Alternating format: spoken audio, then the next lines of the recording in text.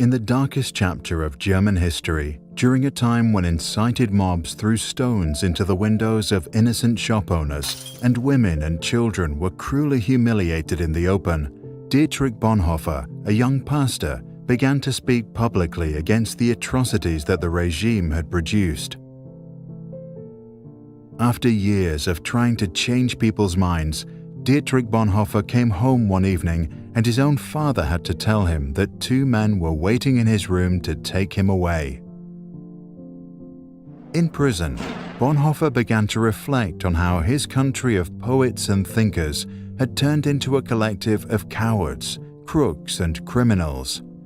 Eventually, he concluded that the root of the problem was not malice, but stupidity.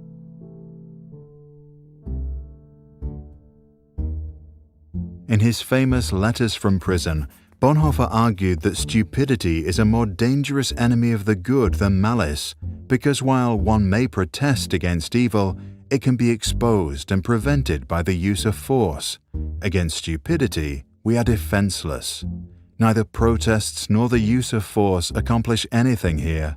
Reasons fall on deaf ears. Facts that contradict a stupid person's prejudgment simply need not be believed, and when they are irrefutable, they are just pushed aside as inconsequential, as incidental. In all this, the stupid person is self-satisfied and, being easily irritated, becomes dangerous by going on the attack. For that reason, greater caution is called for when dealing with a stupid person than with a malicious one. If we want to know how to get the better of stupidity, we must seek to understand its nature.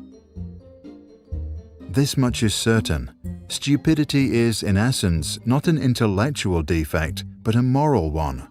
There are human beings who are remarkably agile intellectually, yet stupid, and others who are intellectually dull, yet anything but stupid.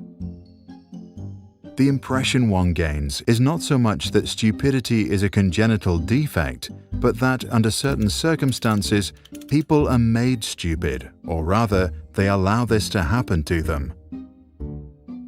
People who live in solitude manifest this defect less frequently than individuals in groups, and so it would seem that stupidity is perhaps less a psychological than a sociological problem. It becomes apparent that every strong upsurge of power, be it of a political or religious nature, infects a large part of humankind with stupidity, almost as if this is a sociological psychological law where the power of the one needs the stupidity of the other. The process at work here is not that particular human capacities such as intellect suddenly fail.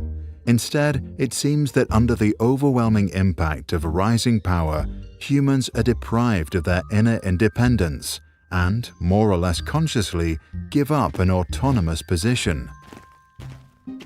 The fact that the stupid person is often stubborn must not blind us from the fact that he is not independent.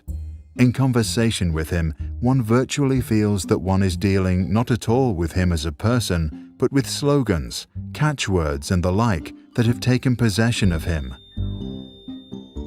He is under a spell, blinded, misused, and is abused in his very being. Having thus become a mindless tool, the stupid person will also be capable of any evil, incapable of seeing that it is evil. Only an act of liberation, not instruction, can overcome stupidity. Here, we must come to terms with the fact that in most cases, a genuine internal liberation becomes possible only when external liberation has preceded it. Until then, we must abandon all attempts to convince the stupid person. Bonhoeffer died due to his involvement in a plot against Adolf Hitler at dawn on the 9th of April 1945 at Flossenbürg concentration camp, just 2 weeks before soldiers from the United States liberated the camp.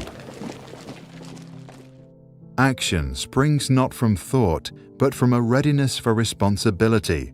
The ultimate test of a moral society is the kind of world that it leaves to its children, Bonhoeffer once said.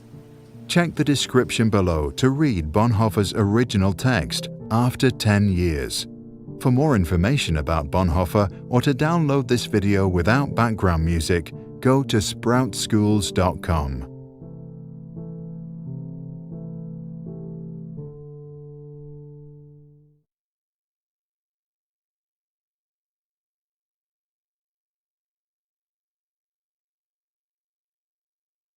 Sprouts videos are published under the Creative Commons license. That means our videos are free and anyone can download, edit, and play them for personal use. And public schools, governments, and nonprofit organizations can also use them for training, online courses, or designing new curriculums.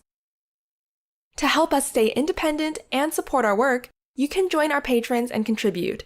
Just visit patreon.com/sprouts. Even $1 can make a difference.